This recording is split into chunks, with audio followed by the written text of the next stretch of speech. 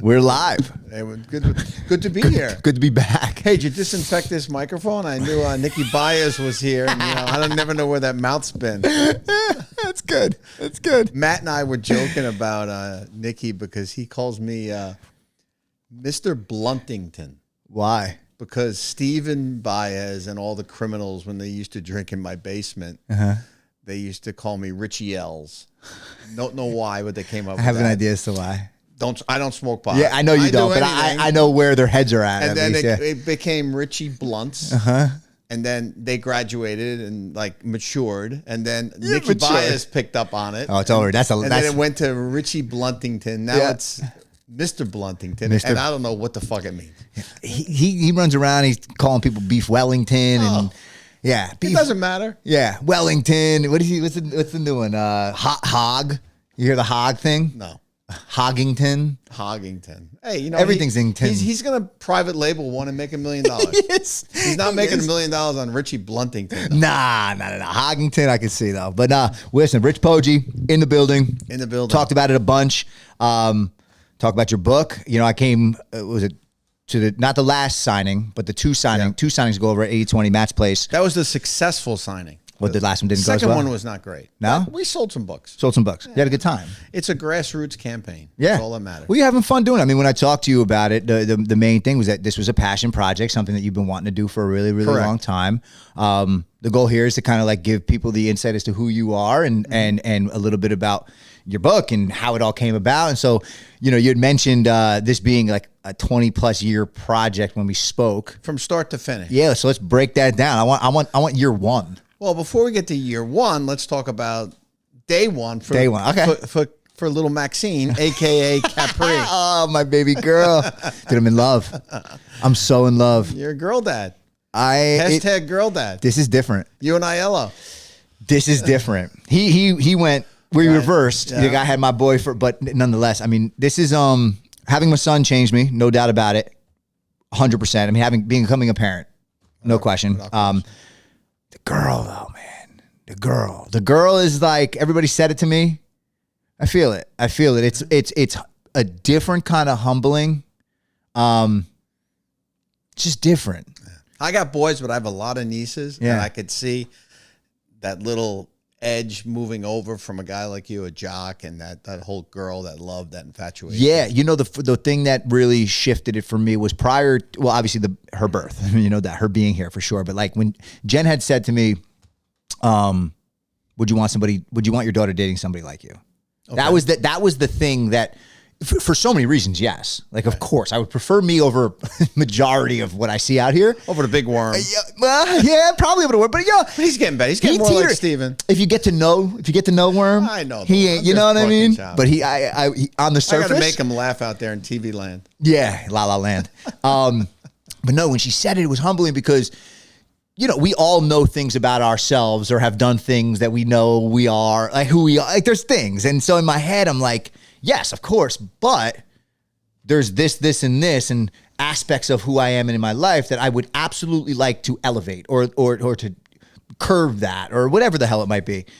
And, I've been doing for the last 30 days this workout regimen, and that's the reason. The reason was having a girl, and what Jen said to me that day, saying, what do you want your daughter, would you want your daughter dating you? How do you want her to look at you? Right. And that's what I'm feeling. What I'm feeling is I want to be a protector.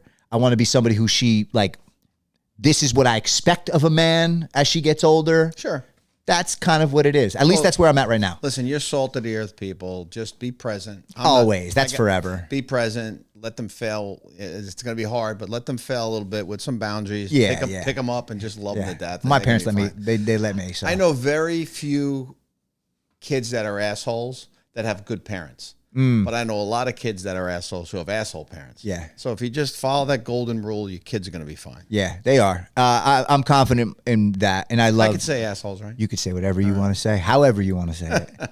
But no, I do appreciate it. I'm very excited to be a girl dad. I'm happy for you and Jen. Thank you so much. Couldn't happen to better people. Thank you. It really means a lot. It does. Very happy right now. Now let's go to you. Let's go to the book. All right. Fairways and Greens, a novel. A novel, because there's a Fairways and Greens written by a great golf writer, but it's nonfiction. Yes. Dan Jenkins, and it's more about his articles and his musings in professional golf, covering it for years. He passed away, so it's Fairways and Greens, a novel. A novel. Which started as a screenplay. Yes. You mentioned that. About, let's say, 20 years ago. And I've always been a writer. I wrote a lot in college, wrote a lot after college. It was always my side hustle. Did a bunch of stuff for television, Letterman. I was a freelancer. I was never a staff guy. I had some great credits. And because of my networking ability and sales, it presented some potential jobs. But the juice wasn't worth the squeeze when it came to giving up my sales career. Yeah, like little one-offs here. I needed to stay in it. Yeah. And, I was traveling back and forth to the West Coast, and I just wasn't a guy that was going to do work on a plane. And I was writing topical humor stuff for CBS, stuff for Comedy Central. You can go on my Facebook page and see the old stuff. But it was years ago. I networked to some great relationships, did some freelance stuff, punched up some speeches, stuff I never even saw, but I would get a check or I get a call and someone would say, "Did you write that joke for so-and-so?" I'd laugh my ass off. Yeah. And I'm watching, one night we're watching the congressional, it's the dinner. I forget what it's called now. I know what you're talking about. And it's Bush, and he's dealing with a Bush impersonator, and I wrote 3 jokes for the Bush impersonator. So the Bush impersonator, it's the correspondence dinner. So how do you, I know you have your networking through sales, but like, that's different than writing a joke for the guy who's performing, at the local bar. Yeah, well, I wrote for some comics, a couple of national comics. Okay. And never really wrote for anybody at the local bar, but I could have. Yeah. But just through relationships. Yeah. And then I hooked up with a guy, Evan Davis, on the West Coast, and he wrote for a bunch of comedians. Okay. And one was a guy named Steve Bridges, rest in peace, died very young, natural causes. He would do all the Clinton and Bush stuff. Okay. He had a prosthetic. He looked just like him, and he was going everywhere for about 5 years. And Bush and Clinton were out of office, but they were going around doing gigs. And he would show up at all these places. They played Hail to the Chief, and he'd do these. He looked just like them. He was such a dead ringer. Yeah. And so I had happened to get some stuff on with them, and then it was just showing up everywhere because they were like savers. You'd always use the same joke. Like Clinton, he'd always say, lifetime Secret Service, or as I call them, Hillary lookouts. Yeah. And it would always, every time Clinton was on, he'd use that joke. And it was great. He could be on NBC, whatever. But it dried up, and then all the joke writing dried up like in 2007. Why? There was a union, there was a strike. Okay. And when they finally settled the strike, they negotiated that freelancers were cut out, which was fine. So everything was in-house? Everything was union. Okay. And then it became tough. Yeah. I also started coaching more. The kids were getting older. Sure.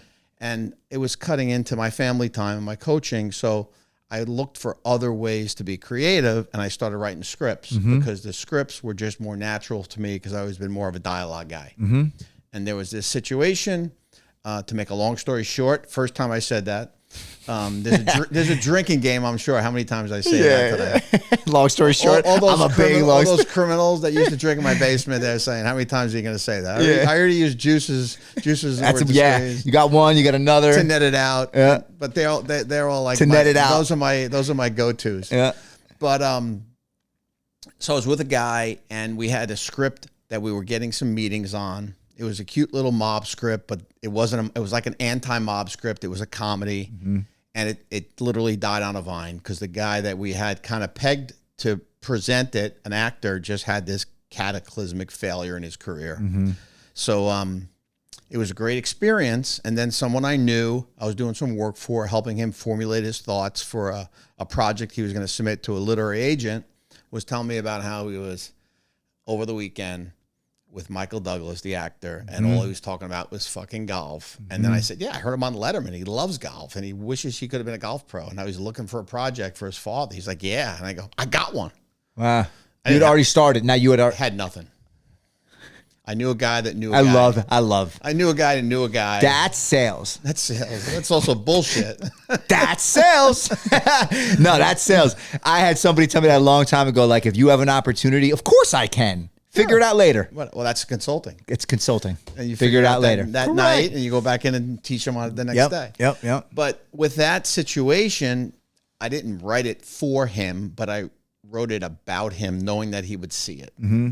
And it was like typical everything else. I went home, looked up at the ceiling, had a couple of ideas, a couple of things I was noodling with on other genres within screenwriting, came up with the story and put it into a treatment. And then like a month later, call my guy. He doesn't call me back. Now, this is before texting was really huge, and he was not a big email guy. I finally got in touch with his assistant, and she said that he was out fixing a restaurant issue in Vegas.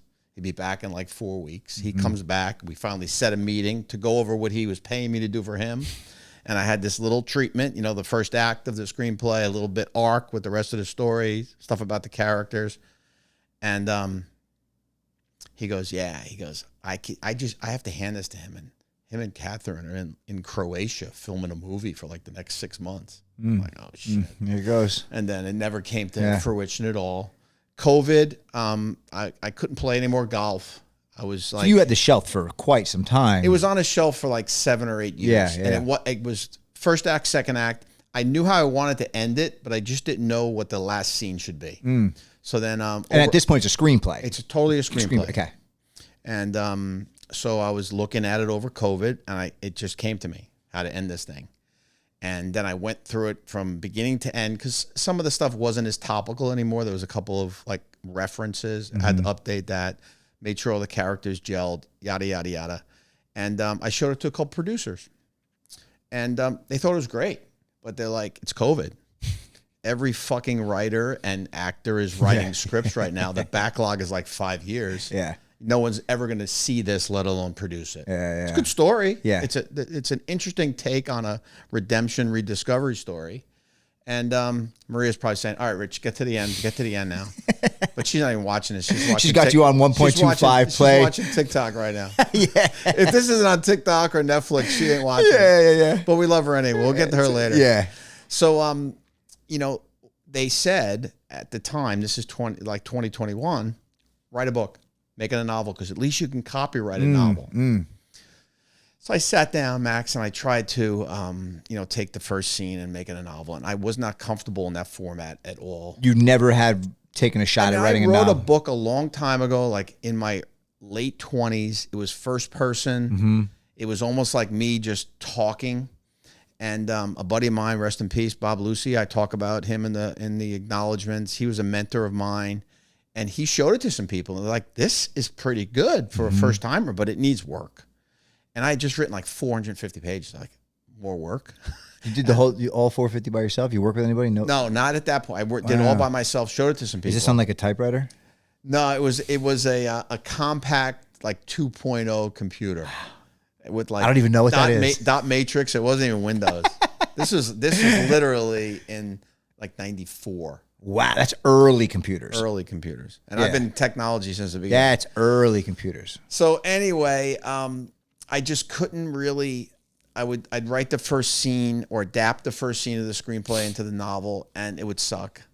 And then I'd go on a little bit of a run, it would be good. But I kept putting it away. And then, when Will passed, my godson, I just started to look at my life differently and quit my career, had the support of my wife, didn't want to work with assholes anymore in tech that thought they knew more than me. And they did, but they weren't salespeople. They were they were engineers. They weren't salespeople. Every engineer thinks they're a salesperson, and they're not. I know. But then I kind of started looking at my career differently, and then I started looking at like my golf game differently. And then when it was all settled and we were grieving still, but moving on, like everyone that was close to Will is doing, I said, I got to do something that, people are running marathons. They're doing this, they're doing that. I got to do something that's interesting. Hard. Yeah. I'm not going to, I'm not going to really run. Interesting. I'm not going to lose weight, although I need to lose weight now. I lost like 30 pounds and I just didn't want to like climb a mountain. I wanted to try something that was hard. Yeah. And on his birthday, I said, I'm going to write this book. I'm going to sit down and as hard as it is, I'm going to write this book. And a year later, a week before his birthday, I was done. Wow. Hired an editor. We edited the shit out of it, and now it's a book. It's amazing. Almost 200 copies. Sold. We're about 180 and change. Wow, that's great. Which is good because the average person that writes a book, that is great. They sell like 50. Yeah, but no, it's listen, you if you can take any bit of your creativity and somebody pays you for it, like, question. I think that there's something about that always. Well, not all 180 were sold, but they're in circulation. You got to give a couple out. All right, listen, you sold more books. That was sold than I gave away. You sold books. And now that the Ryder Cup is over, yeah, I've got some nice opportunities with some buds of mine that are in the golf industry because the golf world is dead now that the Ryder Cup's over. Yeah. It's dead until... It's literally dead until they go to Hawaii. And they're not even going to Hawaii this year. So I have 3 months to kind of do some advertising, get on some more podcasts.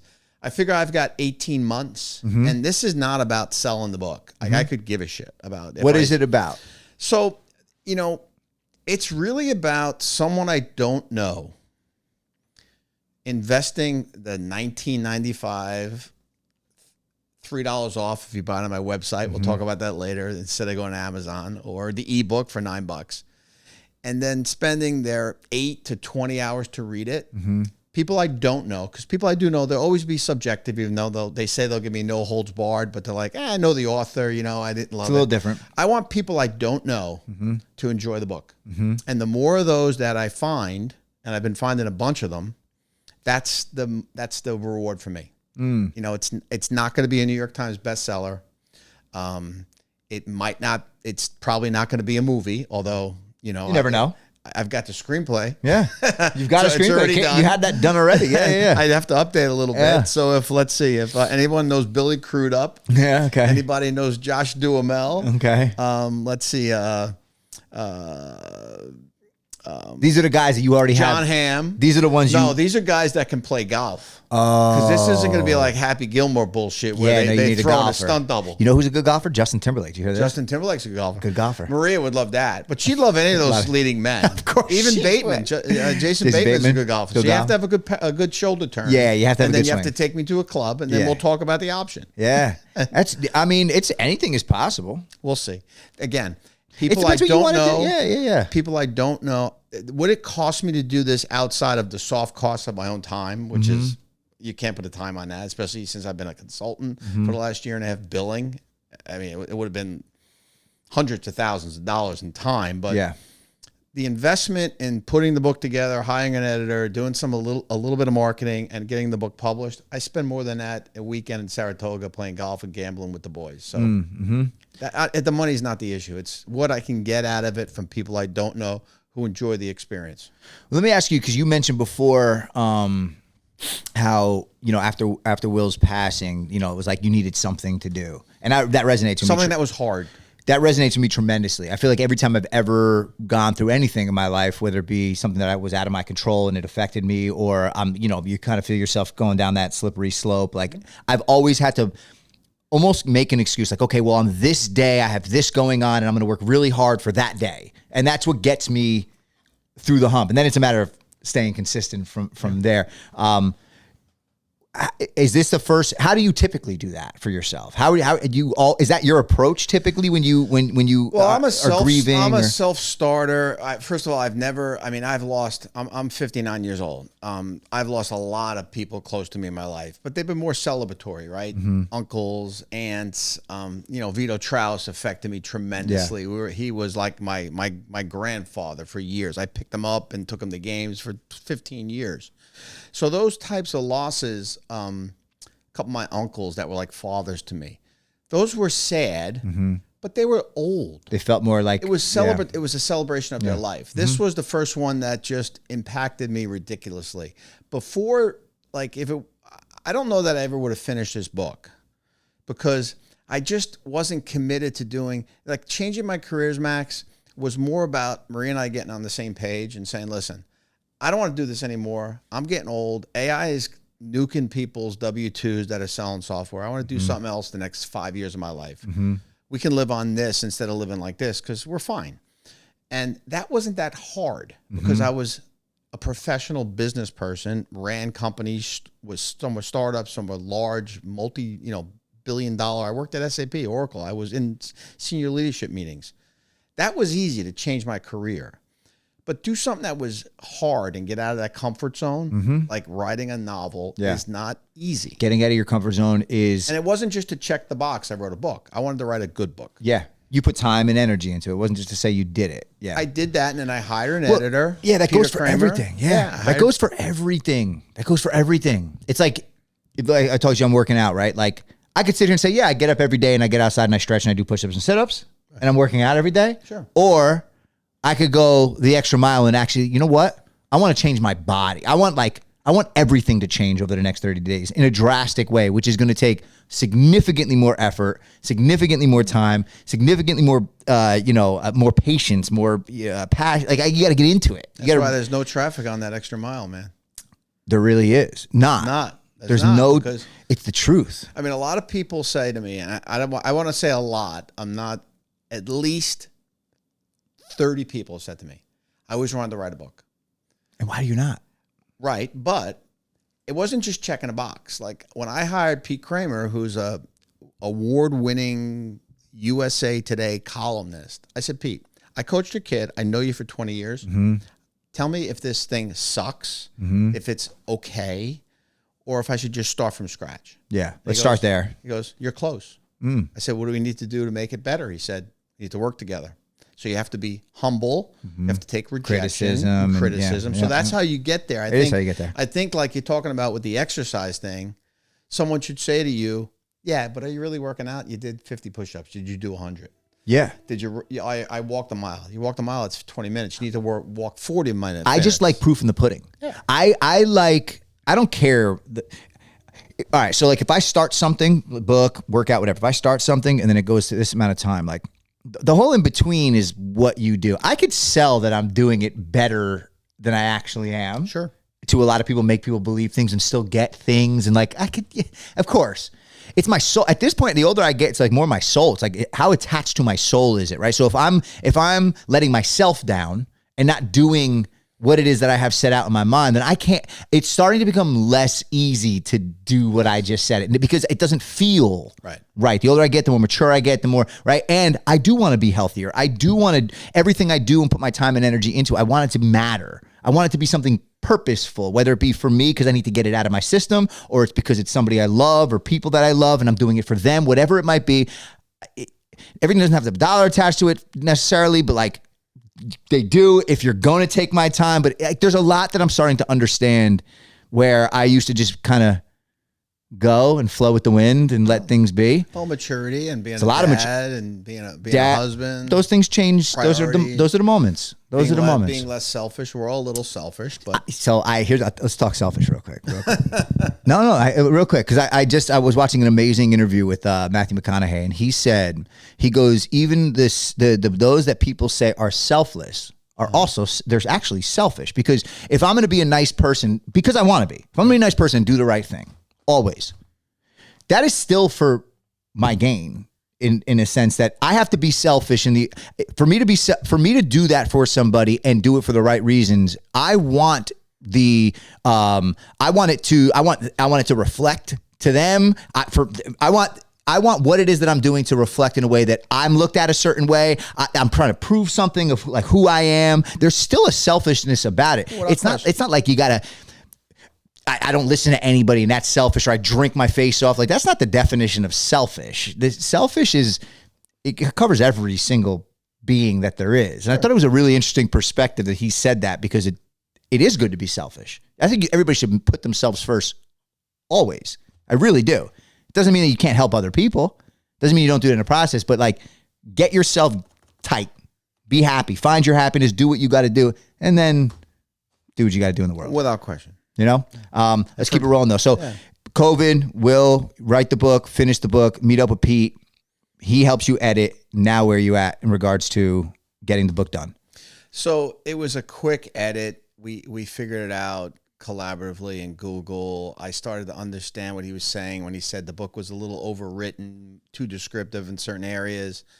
We needed to flush out a couple of things. And then through that editing process, I think we just made the book better. I mean, like I said, I didn't write a book to check a box. I wrote a book that I wanted to be good.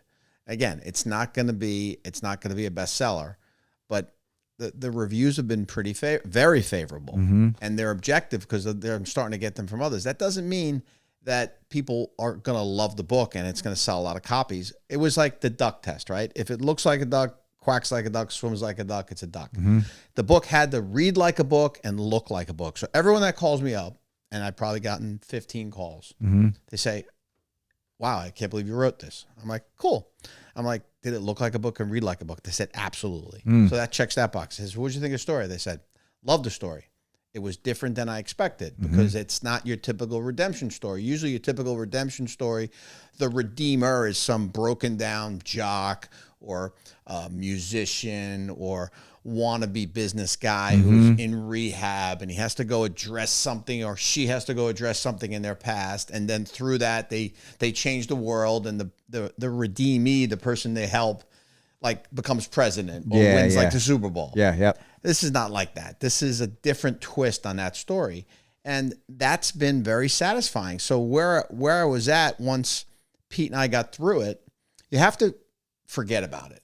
The problem is that I wasn't paying the business guy. I wasn't paying the publisher to do all the copy editing. You know, once you work on what is copy editing? Explain every that. comma, every period, Gotcha. every character. I mean, I did some find and replace on people's names because I let some people read the book and they're like, you can't have that name because you used that name there. And then I had my son Matt, and then Mateo, and then I had Nick. So it was like becomes confusing?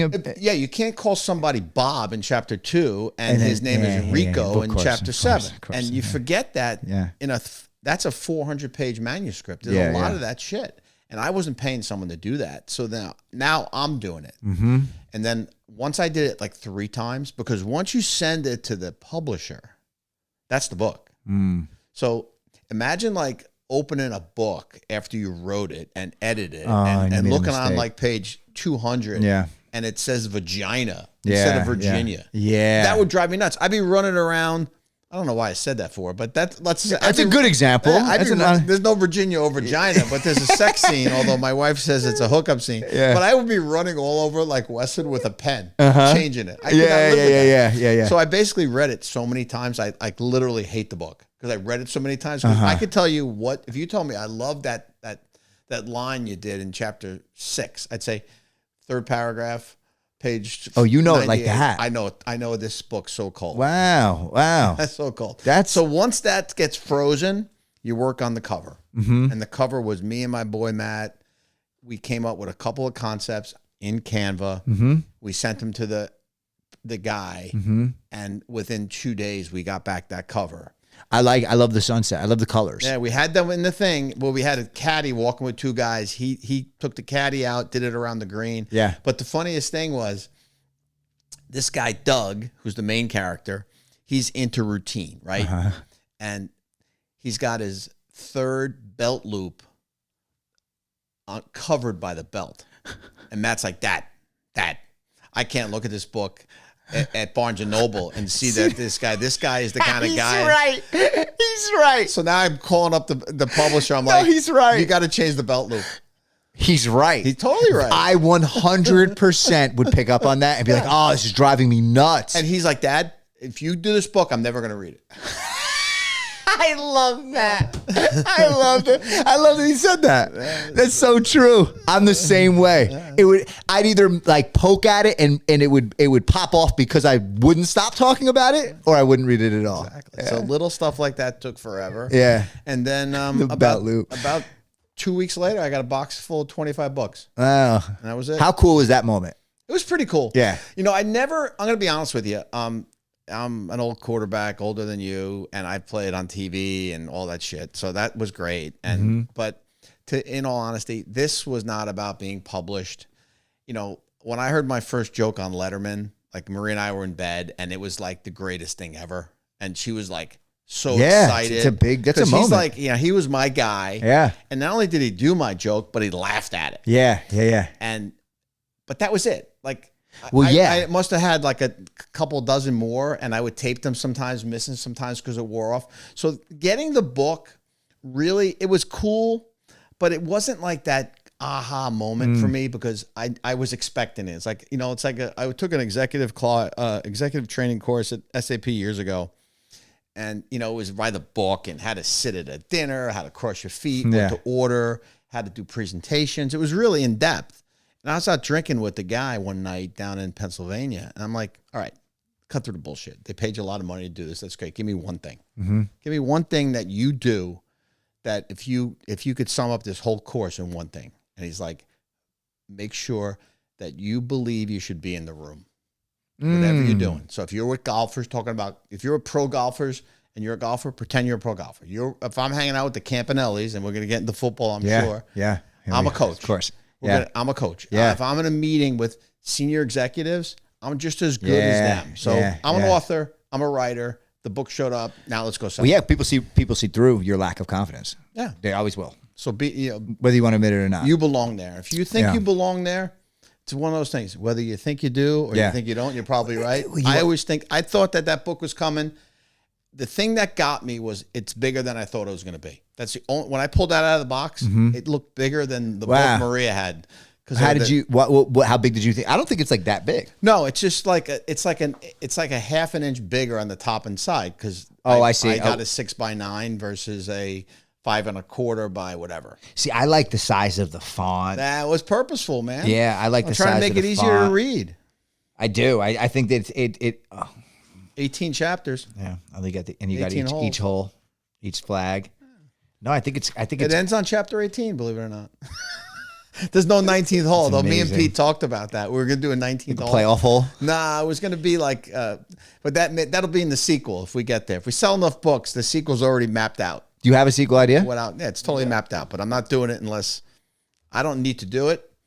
But I'd love to do it if there's enough. Like a series of. I don't know about a series, but the characters are set up at the end that you want to know more about them. So let me ask you this: if you get through your sequel, like is writing a book? Is it specifically because you want to get this story out, or is writing something that hey, listen, maybe I want to dabble in this and write more?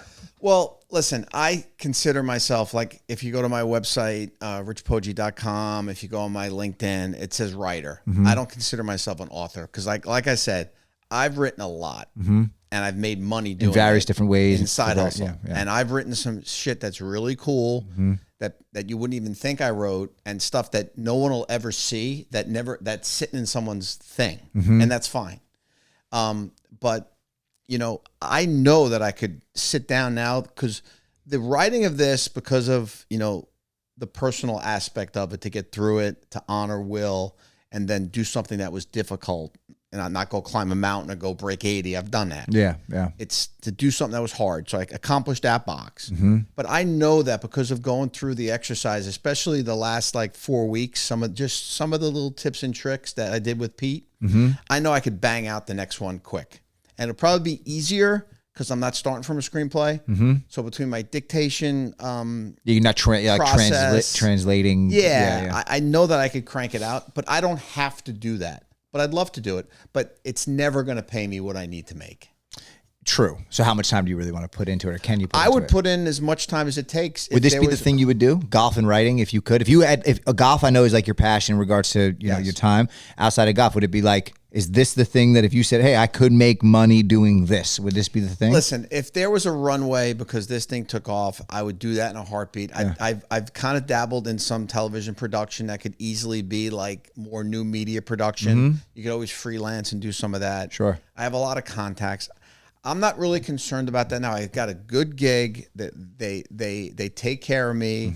I don't have that, quota over my head anymore. I'm managing guys. That quota is a thing. Training. Yeah. That's why I'm a bald man. That quota is bald, fat man. Thing, dude. But could I see myself writing and golfing? Of course, in a heartbeat. Yeah. Now I might be I make a writer's block doing that. I don't know, because I've got a routine now where I work and I write. So it's like I've got it compartmentalized. But who knows? Yeah. We'll see what happens. Yeah. I've got an 18-month window of this. I got this Christmas, Father's Day, and next Christmas. Yeah. And we'll see. And see what happens. Yeah. I know I'm going to sell more books. It's just a matter of how many more. Well, and it's funny because that's the world we live in today. I mean, before we jumped on, we were talking about social media and, there's songs that didn't sniff anything for years and years and years. And it's like a moment, 10 like years. summer vacation. It's got to come back. Never know. That's a good segue. It's a great segue. That's how long we've known each other. other. Like the high school days. I could probably just remake it. Sample it. I could. I talked to Nikki. My actually. house is in the video if you want to It look is it up. in the Every video. time they're doing Can Jam, I was in the back. I was in the back watching those guys fly over. I want to say that's like 2000. Oh God, 11, 12. Yeah. Crazy. 13 My years kids ago. grew up in that pool. Yeah, that pool. Yeah, that was a good time, man. I'm very interested. I love. Listen, I'm a creative. Like me, having done what I did and how I did it. Because, people don't know this. When I started doing music, the only reason I started doing music, really doing music, was because I was failing in school. Okay. I was not doing well in college. Pulling the wool over everybody's eyes. And eventually I was like, I can't pull the wool over everybody's eyes. I'm not doing well. I'm telling my mom and dad I'm doing better than I'm telling my girlfriend, now wife at the time, like I'm doing better. And it was a lie, and I started to dabble rapping as like a side thing. It was probably part of the thing that kept me out of focusing on school. Sure.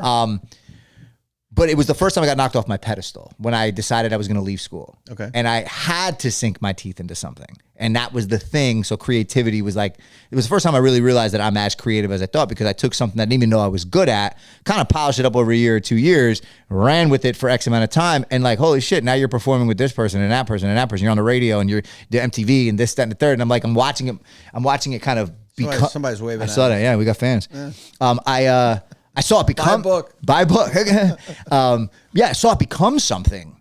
And that was when I realized, like, it took me out of this is the way things are supposed to go, and that creativity can in any way, shape, or form can like take you places. Sure. So anytime I see anybody do something, well, you rocked it, and I still think it's going to come around. You're a very talented guy. I don't really know. I've known you forever. I don't know. It all comes into something. This is the same shit. It all goes in the same. Correct. It goes in the same direction. It's all doing this is the same thing. It's being able to talk on a mic and be comfortable, and that's years and years of comfortability and knowing myself and finding myself. And this is my second podcast, and I just been in front of audiences my whole life selling. Yeah. So it's no different. It's just a microphone. When the camera's on, if I could sing, I would be amazing because I have such stage presence. Dude, you do have stage presence. You do have stage presence. Just what comes out is going to be a whole other thing. Yeah. No filter. No filter. Yeah. When I found the kid Nate, who from Westwood, I would tell him all the time, like, he didn't want to do social media. He never really wanted to like hammer it. And I'm like, bro, you sing like you think you're like an angel. Right. Like if I had your voice, I would be singing every single day on my Instagram. Yeah. But some people don't have it. So like you have to find whatever. Some people are talented. Well, maybe he could record the Friday Night Lights song for us. He would crush. This kid is so talented. Now he's songwriting. So he, again, found himself in whatever it is. But he definitely could. Yeah. That's another one we got to bring back. We got to bring that back. We wrote a song. It was a great chorus. Rich shitty lyrics. You were the first person that paid me to make a song because I made my own music for me. We were going to put it underneath the championship video, which happened. Yeah. It's just that, I guess the Imagine Dragons song was a little bit better, and I couldn't figure out how to get it in there. Yeah. But it's cool. It's on a disk drive somewhere. I think I have to have it in my email. That was a great night in Belleville or something. On Friday nights, under the lights, under the lights, under the lights. And it had like the AC/DC. In the background, That's sick. All right, so now... Another one out there. The Westwood people are coming. Westwood's jumping right now. Community.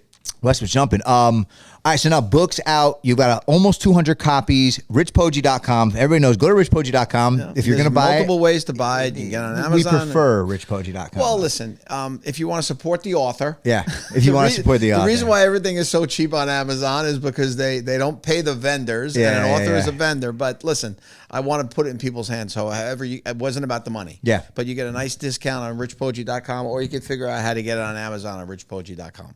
What would be, if you could summarize this and be like, why somebody should read this book?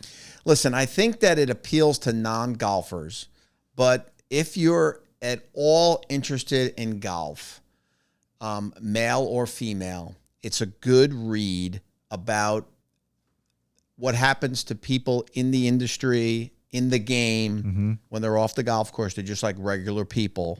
That's number one. And I just think it, like I say, you walk off the course and the game continues. So if you can't get enough golf, read the book. Yeah. It's, it's about a former golf pro that's a club pro now, and it's got a young golfer in it who's like, my son Matt's age, like 26, 27, and what he goes through. And then, so it appeals to everybody, and it's I feel it's a good character-driven story. So if you like to read, and not a lot of people like to read anymore, because they're more instant, which is fine. Everybody wants the quick. After COVID, the reading curves come down, but there's 60 million people in America that play golf in America. Imagine the world. Yeah. And if I can get 0.5% of them to read and buy the book, and most of them like it, that's like making $1 million, and that's not going to make $1 million. Yeah. Yeah. No, it makes sense. So, I mean, listen, it's a character-driven story. If you like to read and you like golf, I think it's something you'll enjoy. There's no golf to watch, so read a book about golf. I would think reading should kind of make its way back. I mean, it will. I think to some degree it will. I think it's needed. Sure. I do. I think it's good to take some time to like sift through pages. And it's crazy because I've noticed that because of how fast paced everything is, and I'm on my phone all the time. Like there's times I'll read a page and I'm so accustomed to like everything being fast. I read a page and I'm thinking about something else, and I'm going to read the fact that it was again. a script. I've had some people that aren't necessarily golfers, but they like golf because they're husbands, they're women, and because of the way I wrote it, it reads fast, and they read it on their phones. Oh, like the Kindle or Kindle yeah. or iBook. So you have it on. It is available. Ebook or regular book. Yeah, no audio book because I ain't spending the money yet to do that. Yeah, it's a big investment. Yeah, it is a big investment. The juice may not be worth the squeeze. There it is. On that. Number 2. And AI's not there yet. Number 2. All right. Number 2. Net it out. Yeah. So net it out. Net it out. What are we talking when about in next? doubt, net it out. Are we talking some Westwood football now or what? We do. Let's do it. What are we talking about? We've talked about it. Let's put it on wax now. Let's put it on wax. I know you had reached out to me because I had the conversation with Billy Straub. Billy Straub. And we started the debate. Everyone wants to talk about the best team ever. Best team ever. Who was the best team ever? I really do. If you're looking at, here we go. All right. Let's do it. No, I'm just gonna put it out. This is my thoughts. Position on this. I do and I don't. So we're gonna get into the depths of it. I still stand firm on 2000 team being the best. I think that they are on paper the best. I think that what they were the best. I think it's just a different team in general. They were loaded. I think that the 2023 team, because of all of what came with it, first state champion, 14-0. I mean, I think it's the best season in Westwood history. I think it was definitely the best 7 minutes. That last bit, yeah. That season though was wildly special. Like since I've left, and I've been a part of the, showing up at Westwood games and supporting the teams for years, ever since I left the school, even when I wasn't living in Westwood. This season felt like it's a personal thing, but the first time that season felt like the first time that I was like, something was brewing. I was invested in it differently. So my thoughts are 2000, and then that is the best season ever. Let's push that aside. Mister, I played on the 2016. I played in 2016. And mind you, I felt like, and I said this to you, like the toughness that there was a thing about our defense and how we smacked and how, on paper, I don't think we were the best team. I don't think we were. Well, you had some of the best players of all time, perhaps, but I don't disagree. Yeah. I think we had the best. I think we had a top 3 to 5 defensive player in Westwood history, and I think we had the best running back in Westwood history. Yeah. There's kind of a good recipe. I'm not going to argue. I'm not going to argue on either points because the latter is someone I see every week. And him and his wife will kick my ass. Yeah. I'm a JT fan, right? I stand firm. If you watch JT, know JT. And I was at the game where he tore his knee. Yeah, and listen, there's the Anthony Pilaris of the world who I put up in that mix. There's the Billy Moores of the world who, of course, but Billy ran behind arguably the greatest line ever. Billy also was a 4-year starter. So was Pilari. Oh, so Pilari was a freshman. So was Nolan. Nolan was a 4-year starter. Well, no, now we're getting into the. And now we're all and the Kleins, Stephen Klein. So Steve. All right, so we got our best team. What do you think? Wait. Before we get to the athletes, all right, cool. So what I'll tell you is you got to realize where I'm coming from on this. Yeah, I'm ready. Because we moved into Westwood. Okay. October '92. Okay. Right, so it's coming up on 23 years in like 2 weeks. Okay. We had a place in Bayonne that we kept until the end of October. So we're moving shit up, right? And both of us were working. We're dinks, double income, no kids. So one Saturday, Maria goes shopping with her girlfriend or her mother to like Fortune Off, which is a store that you buy like house goods. And I just take a walk. And I walk down Gritman Pond into my block. We love the house because of the block. We almost bought a house in Emerson. Mm-hmm. That would have sucked. Yeah, my kids never would have won a football game. Not the same. We moved 2 blocks away to Westwood. Great. Lower taxes. What are the Cavaliers? What are they? What is Emerson? Cavos. Cavos. What, is that's not I short? don't know what that is. Yeah. It must be some kind of an animal. So anyway, I'm walking down the pond and I hear music. I'm like, what the fuck is that? So I follow the music, go up like whatever that road is past like Howie Goldberg's old house and Roberta Hanlon's house. And I make a left there and I see a football game. I'm like, wow, what's this? Yep. I hear the band. And now I'm talking to somebody and they're like, no, high school. Like the high school's on the other side of town. They don't have a field. Yeah. So I just hung out, watched the football game. I think there was something so electric. I think Hodges was the. I don't even know who the quarterback. Yeah, Trevor, right? Trevor Hodges. This is '92, right? I don't even know how long ago. I don't even know who the quarterback was. You used to be able to look it up. I was talking to Vivino. The guy took the site down. You used to be able to look up. Oh, why did he take it down? I think he just is done. Didn't keep up with it anymore. Yeah, maybe they charged him $17 or whatever. There was definitely something very special about that field. My first day, Matt Poggi played the last game on that field as a JV game. He was the last ever game. And Nick played the first game at the new field. Wow, freshman game against Mawa, which they won. But getting back to that, so I've been in Westwood football since day one. Well, 92 to 2000, no, there's nobody in the mix, and you can only go off a best. Well, 99 was a good team. 99 was a fantastic team. Yeah. 99 was, but we have to. This is what we were talking about. You have to only go with your state champion. So me and Tommy Amelia are close, although Janine is my favorite Amelia. But the only state championship game I missed was 04. Okay. So I've been at every one of them. Yep. My sons were in 3 and 4 years. That 04 team was great. My nephew was in 2 and 3 years. So he won the one the year before they went hard, retired, and then Bobby took over and they won the big one. He was the one technique.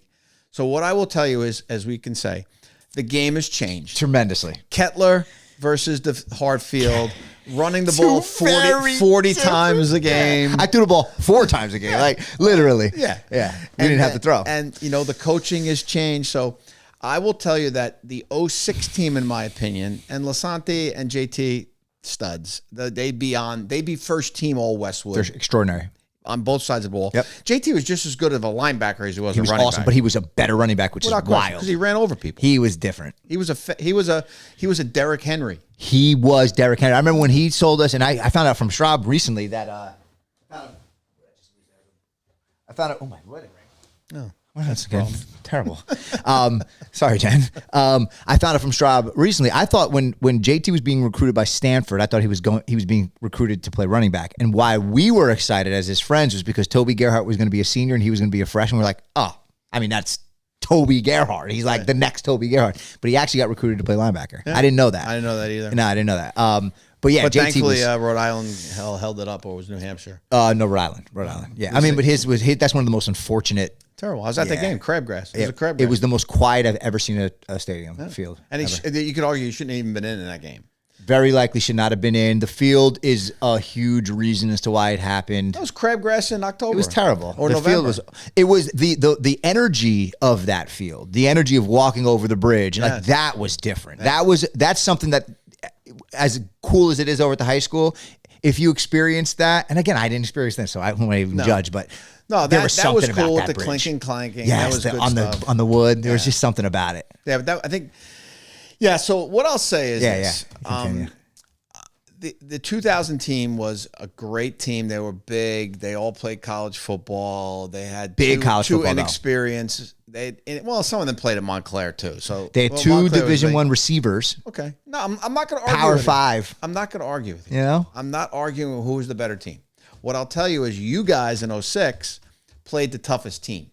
Yeah. Oh, in the state championship. Oh, for sure. PV. Now, Pompton Lakes was bullshit. For sure. They steamrolled them in 2000. Yep. The first team, the 2013 team, who's my team, Nick played in 2013, 2014. The 2013 team, that was a good Waldwick team. That was a big team, but they weren't as good as PV. Mm-hmm. But the team that Nicky and them were 12-0 against, and both of those teams would have taken it all away, and they would have both beat that team down in South Jersey, who was like I forget what the name of the team was, Timber Creek. They would have beat them, no question.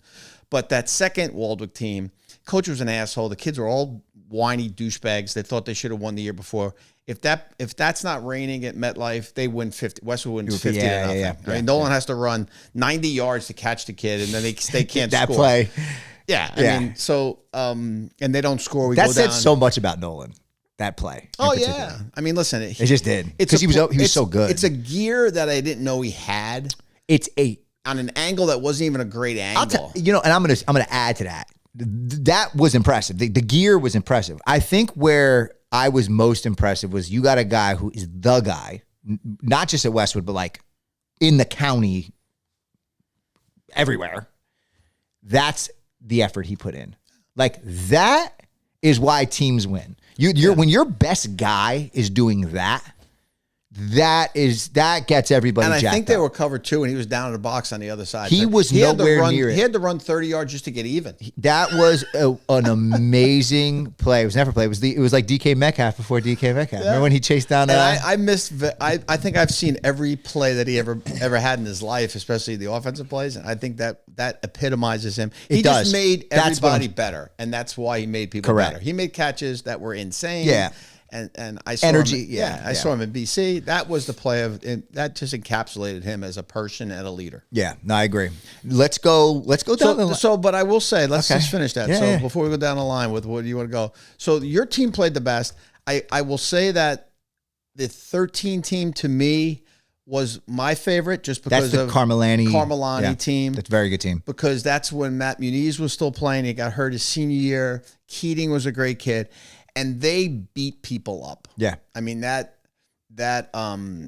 game they played against Elmwood Park was insane. They scored 62 points in the first half. Yeah. I mean, yeah. All because they said some bullshit in the paper. I mean, that's what you're going to do when you play Campanelli.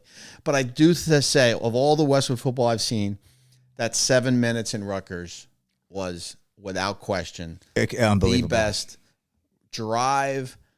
You know, you could argue that Rumson Fairhaven shouldn't even have kept them in the game, but they did. Westwood still has to pull that off. They should not have. Technically, they shouldn't have given that game up to Westwood to even have the chance. They shouldn't have. They changed their whole philosophy. They kept. Listen, that's like anything else. You get a little arrogant. Yep. They got a lot 100%. Of parents dictating. Whatever the situation there was. Yep. You don't keep a team you should beat around. But that team that is kept around has to perform. Correct. And not only did they perform, but they won it in overtime. They beat themselves. Westwood won that game. Don't get me wrong. But Robbie had the drive of his life. Yeah. People that, in all honesty, I don't think were the best up front that year. Played over their effing heads. Everything coordinated on that drive, and then. Everything clicked. The hold on the extra point is insane. Joey Klein. Yeah. The hold was insane. Yeah. You got to kick that extra point. And then overtime, they were never going to lose. Yeah. And once they had the momentum, were leaving that game. Yeah. I mean, I remember seeing it. I wasn't at the game, but I remember watching it on my phone, and you could see like people were. If my nephew wasn't the one technique, I wouldn't have left, but I was probably a drive away. But there was something about it that said, and that was just the best unreal. Best high school football drive I've ever seen. It was unreal. People were calling me that were watching that game, and their wives were glued to the television.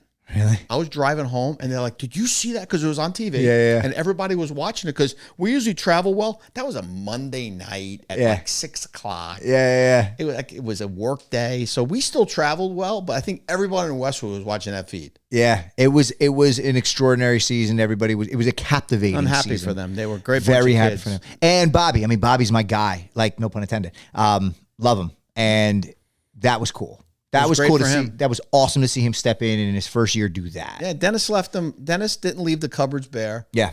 But Bobby got that team to the next level. He did. The only thing I'll tell you, though, about this whole thing is that head-to-head, I don't know who's going to beat who, but you never discount Campanelli in the locker room because he could outcoach all those guys with his eyes closed. That's where it gets interesting. I mean, you want to get into the weeds of the conversation. That's where it gets interesting, for sure. I think Campanelli in general is probably the best coach in New Jersey right now, right?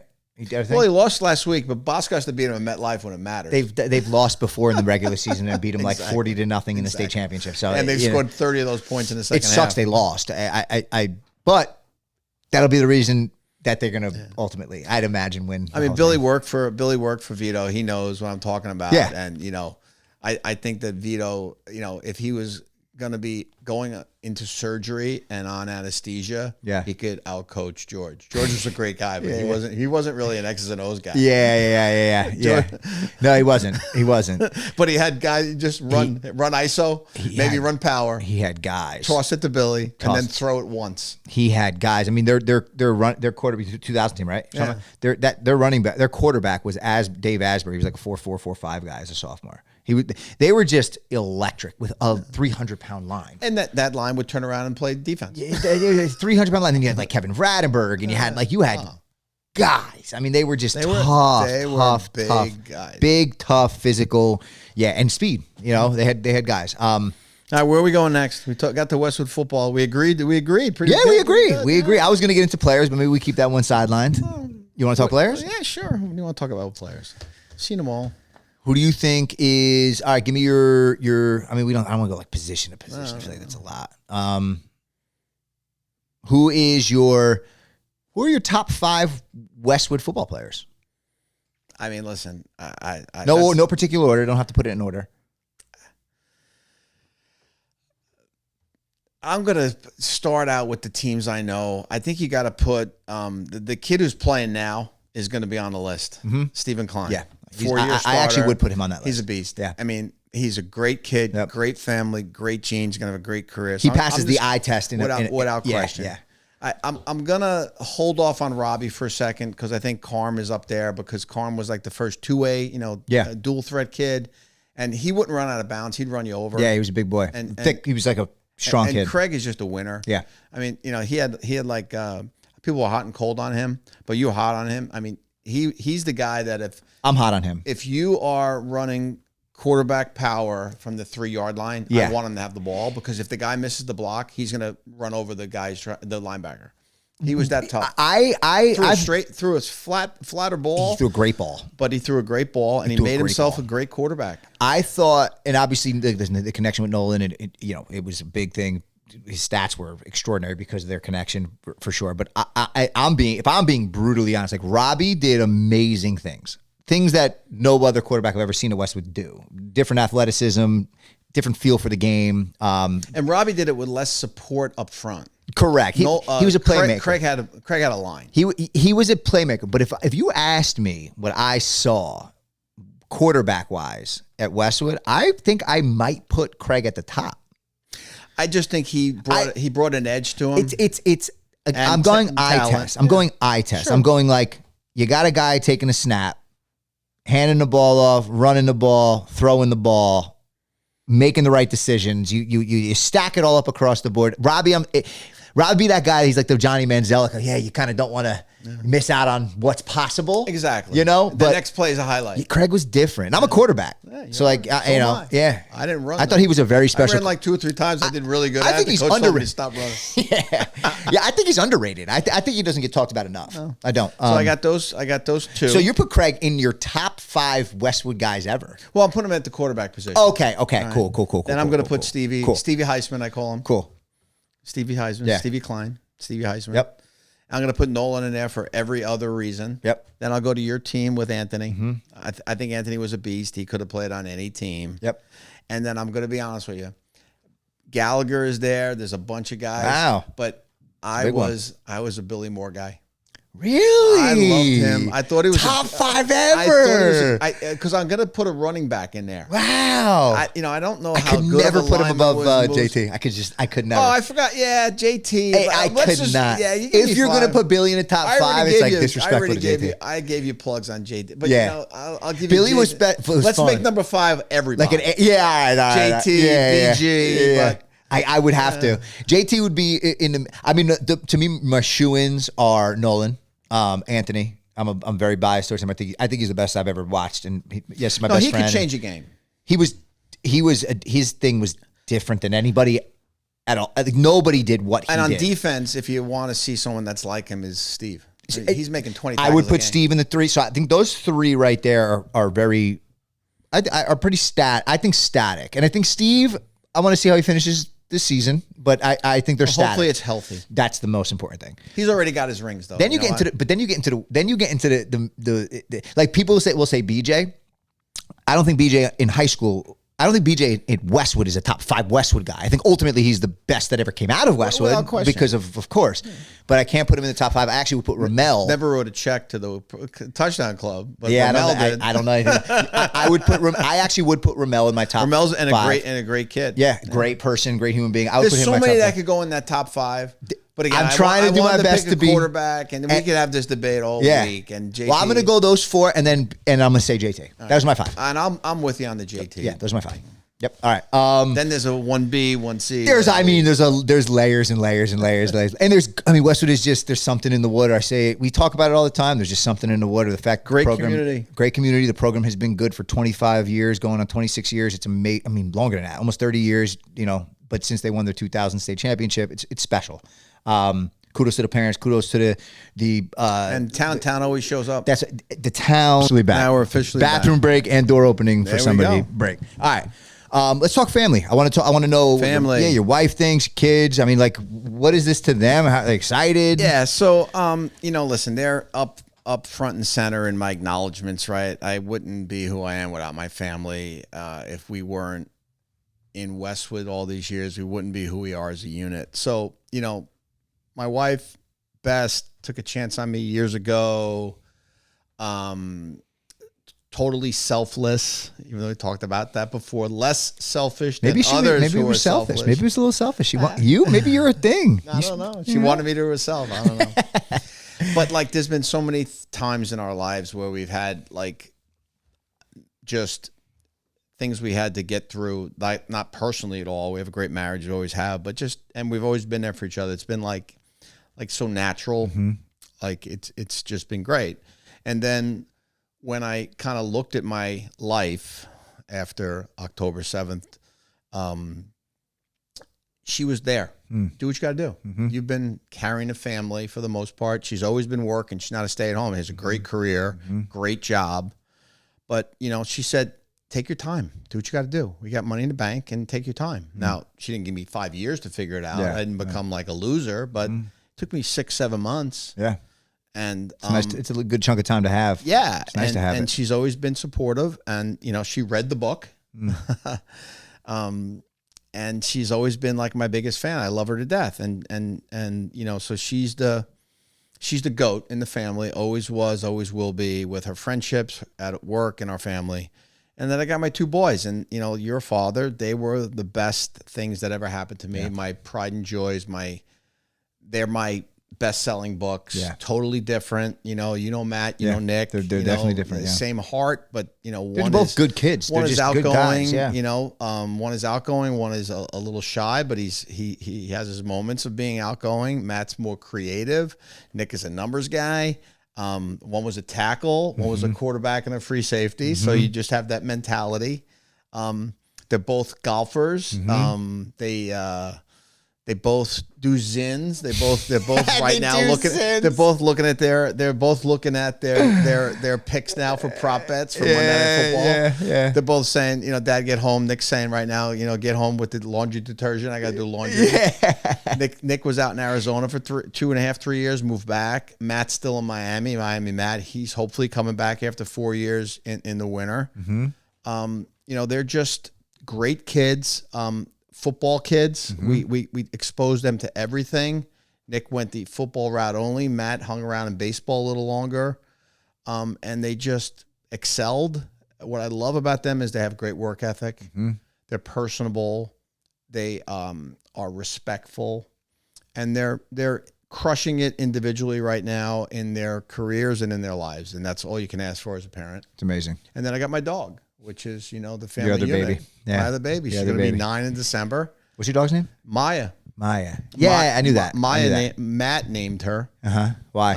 Why Maya? Because he didn't want. I know there's a reason if Matt named. We adopted her on the day of the St. Patrick's Day parade in Pearl River. Okay. I was hammered. And Matt's playing. Is that why you adopted her? Matt's playing. Did you do the whole Pearl River thing when you were a senior? Was that big? We did Pearl River, right. Yeah. So you do the Pearl River thing. So Matt now is playing basketball with Dennis O'Brien over at the community center. Yeah. Oh, Dennis. Shout out Dennis. Love Dennis. And Dennis knew they were all gassed up. So he made them like run and shit. Yeah. So Matt calls and he's like, Dad, give me like another half hour. We're not done. I had to pick him up. We were going to scoop him. So we just stopped at the Borgersons. They were bordering 2 dogs to see which one got along with theirs. And the girl got along better. Then the boy got along better than they were brought up from the kill shelter in the Carolinas in the same transport, but they weren't the same dogs. And we got there and I see this dog because we're killing time.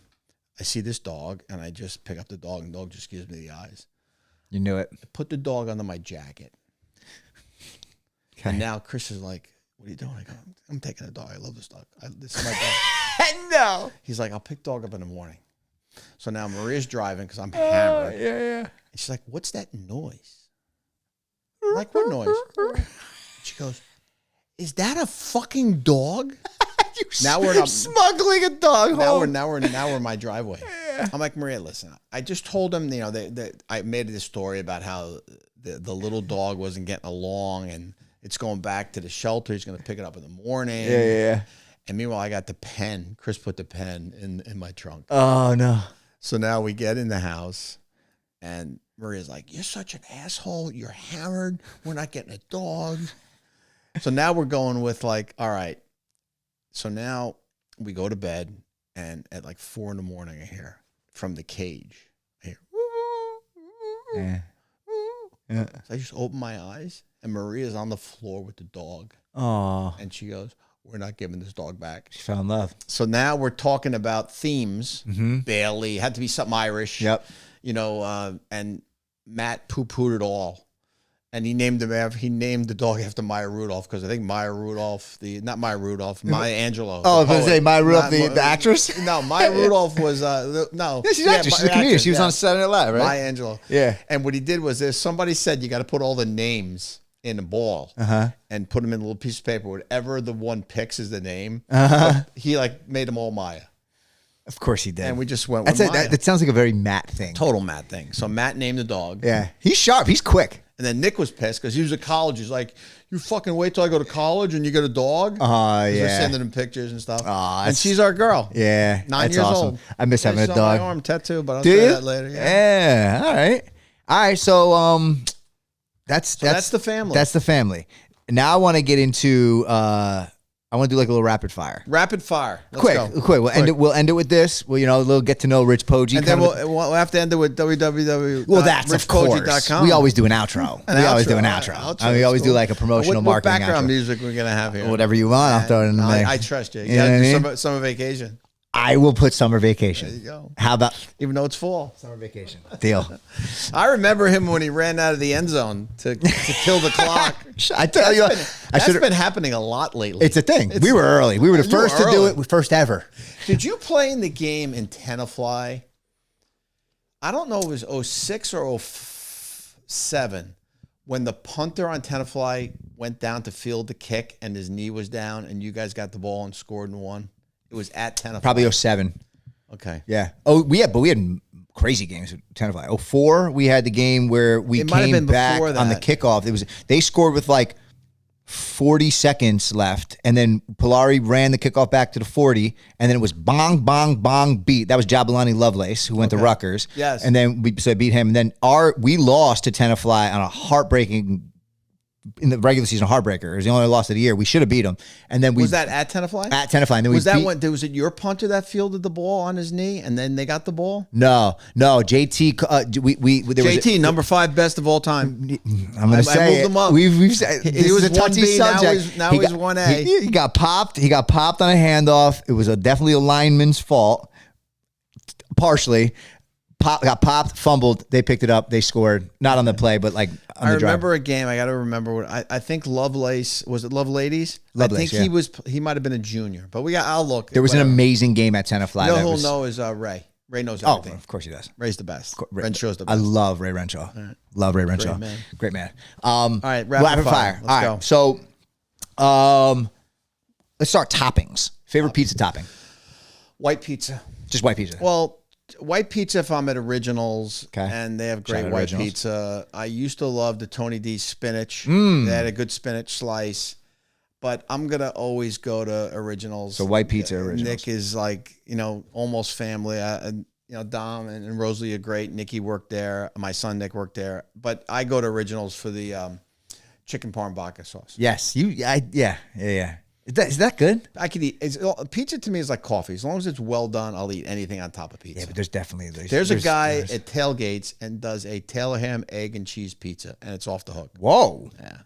At MetLife. We see him every year. Whoa. Yeah, it's really good.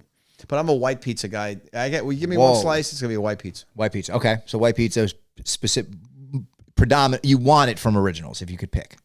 Yes. Okay. All right. Bagel order. What's your bagel order? That's easy. It's going to be a whole wheat everything flagel with cream cheese, lox, tomatoes, and red onion. You're a lox guy. And if Uncle Matt's there, I get a little more lox. Uncle Matt's usually there. But I hope he washes his hands before he makes the sandwich. What a legend, Uncle Matt. He's in the book, but his name's Uncle Jimmy. Oh, he's what a legend. Imagine I couldn't call him Uncle Matt in the book. He's just a Westwood staple. He's got a paragraph. That's amazing. In a bar called Finnegan's. Wow. So Finnegan's is in the book. Goldberg's is in the book. Conrad's is in the book. Wow. Flynn's Deli is in the book. 80/20 would have been in the book, but it wasn't open yet. Oh, yeah. And I true. I wasn't moving stuff around, but they'll be in the sequel. I like that. Best round of golf, and where was it? So I've had a bunch of like 78, 79s, but I think probably I had like a 78 at Rivervale because it was like an insane back nine. Yeah. I was like one over. Ooh. Rivervale's tough too. A bunch of times. Rivervale's tough. Not as many times this year. I only did it once, but I haven't been playing much. You write a book and you got a day job. It's tough. Yeah, it's hard to play golf. Now you get to play a little bit and enjoy yourself. Yeah, a little bit more. What about favorite restaurant in Bergen County? Ooh. Wow. Any fair, so I can go to one place if only. There was, you got last meal. Wow. That's a tough one. It's a very tough one. I'm thinking of mine. I have specific places that I go for specific stuff. Okay. Well, let's get into your top. You're making it hard. No, let's go into your top. I got one place to go to. Wow. In Bergen County. Oh. I know mine, actually. One place to go in Bergen County. I think it's got to be El Cid. Wow, that's a good one. Because I can't get that food anywhere else. It's a very good choice. The garlic shrimp, we split a steak. Huge portions, and we just crush it. It's a very solid choice. We do a paella. Yeah. So that's just because I can't. If I'm gonna go Italian, go one place. Pizza, another place. Mediterranean. What's your Italian spot? It depends on what we're going for. We're going for great Italian. I tell you, Asterio is excellent. Love Asterio. But I love Granita Grill too. I've never been to Granita Grill. Oh, you never get Ralph is great. You never get a bad meal there. I have to go. I've never 30-something years and damn near 30 years in Westwood. But if Maria has a craving for pizza, I go to Amici's in Maywood because you can sit down. She gets a little shrimp beeps. I get a little pasta, and we split a grandma pizza. Mm-hmm. Wings, I'm going to Corner. Are they your favorite? Everybody says Cornerstone. Well, it's Corey and Corner. Yeah, but I walk in. There's at Finnegan's. They're not sure if I'm going to do a Guinness or a Tito's. True. I go to Corner. It's ready. It's a double Tito's waiting. Everybody talks about the Cornerstone wings though. Like I've never had them. I like Allendale Bar and Grill a lot. I like their wings a lot. They're like meaty. It's actually usually not my favorite kind of wing, but for whatever reason I like them a lot. My favorite restaurant is 130 Club in Tenafly. I'm obsessed. Okay. You ever been? Never been there. Very, very good. It's bougie. It's very expensive, but just awesome food. Great drinks. All right, let's keep rolling. And El Cid reopened. I know. We went recently. Imagine if it didn't reopen. Oh, the guy who owns Nani's bought it. Oh, is that who bought it? Yeah. El Cid is great. It's fantastic. Their prime rib is like, it comes out and it's like, what the hell am I even looking? How am I going to eat this? 3 people. It's huge. Favorite dream vacation spot? So I've been to a lot of places. Traveled a lot with work. We just got back about a year ago from Italy, which was off the hook. We're going back there. I'm doing Napa this weekend. But if you tell me I go to one place only, Sedona, I'm bringing my golf clubs. Really? Yep. No, not even a question. It's the most beautiful place in the world. Really? Without question. Really? In my opinion. Some people don't like the red mountains, don't like the blue sky. How do you not like hiking that? or golfing in Sedona is like. Did you ever see the Ping commercial? There's a Ping commercial where a guy's hitting a drive. Okay. In the background is Sedona. Oh, really? And I played that course. It's nothing like nothing you ever seen. I went there after Will passed, and it just has a special. When Nikki was out in Scottsdale, we went out there a lot. Scottsdale's beautiful. Yeah, it's about an hour and 20-minute ride, but Sedona. Yeah, wow. I've heard beautiful, amazing. Favorite spot though? That's a dream spot. That's interesting. Okay, I like it. Let's go. Let's end it with this. www.richpoggi.com. Nice, great interview. So this is a bucket list kind of a thing. You wanted to write a book. Yes. Right? Give me the next, maybe you don't know it, but what's your next bucket list thing? Like what's something you have in your head? Like I'm doing that. I need to do that in my lifetime. Well, I mean, listen, the dream thing would be to play Augusta with my kids. Right? That's a good one. That's never going to happen. Mm-hmm. Well, don't say never. No, it's never going to happen. Okay. I might be able to. I've had opportunities to go there, but I didn't want to go there without them. And now I just don't want to spend the money, and it's a tough trip to get to. Mm-hmm. Right now it's literally just it's going to involve golf and my kids and my wife waiting for us or driving in the cart and us going back to the pool and then having a good dinner and getting hammered at some club. So that's going to... It's simple. Nothing crazy. At this point of my life, there's nothing I need to do. That's your piece. Nothing I need to do. Wow. No place I need to go to. I've been every island. What about a selfish thing in a sense of creativity? Is there something that you want to accomplish? No. I could sit down and write the sequel to that. If someone said, listen, we want to buy it as a limited series, I'll give you season 2 because that's season 1. Mm-hmm. If it dies on a vine, I might, pick up one that I wrote. That other one I wrote, it would take me some time. Yeah. But listen, when you have Letterman do one of your jokes and then you're watching Comedy Central and these people that are in the room, there's a funny story. So Steve Bridges is doing this roast for Jeff Foxworthy. And he comes out and they play Hail to the Chief and it's Bush. And we're hanging out at my house and some people are over and I'm playing it on the DVR. I'm like, what's this? This is really interesting. And then I'm like making drinks. And then he does this like 3 jokes and they're laughing their asses off. Maria goes, Rich wrote that. That's pretty sick though. So there's nothing that no place I need to Things go. Like as long as I'm with you. my family. Yeah. My parents are still alive. Beautiful. That's the truth though. No bucket. The truth. What bucket list? Yeah, no, I hear you. Go to another Giants game. I go to every game anyway. I'm 36 and not to, we do have an age gap between you and I, but like there are certain things that I just definitely want to accomplish in my life. Like whether it be professionally, whether it be creatively, maybe I'm getting back to 205. All right. But I do that every 2 years. I yo-yo. I'm with you, dude. So, listen, I appreciate you coming on. Appreciate you having me here. Yeah, I really do. I appreciate you coming on. I'm super proud of you, man. I mean, I'm proud of you. I appreciate that too. Congratulations on Capri. Thank you. AKA Maxine. And my wife, imagine if it was Maxine, she'd kill me. Jesus. Well, I still call was it Justine? Yeah, no, that wouldn't fly no matter what. But thank you. I'm very excited to be a girl dad. I'm very excited to add and continue to build my family.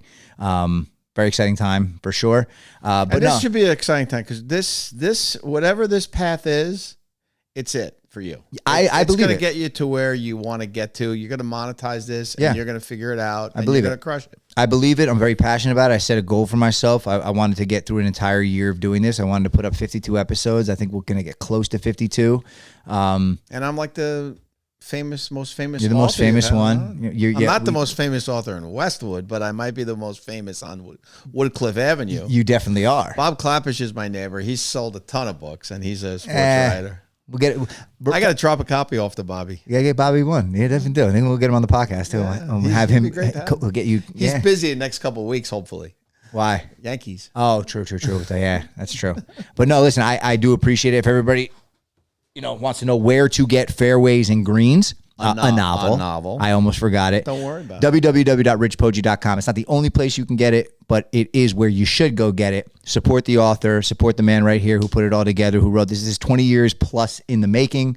It's 59 years plus in the making. A lot of life in there, but yeah, it took me, let's say 15 years from start to finish. Well, it's now my time to dive into it and read it. I'm going to do plenty of time now. I definitely do. I'm going to do that. I'm going to read it. And then I'm also going to share my thoughts outside of the podcast. So I will post my thoughts for you. I appreciate that, brother. I do appreciate you very much. Thank you again for coming on. Everybody, Rich Poggi, www.richpoggi.com. Follow him here. The man, the myth, the legend. One of Westwood's finest. West. I love you. Hey, love you too. Thank you.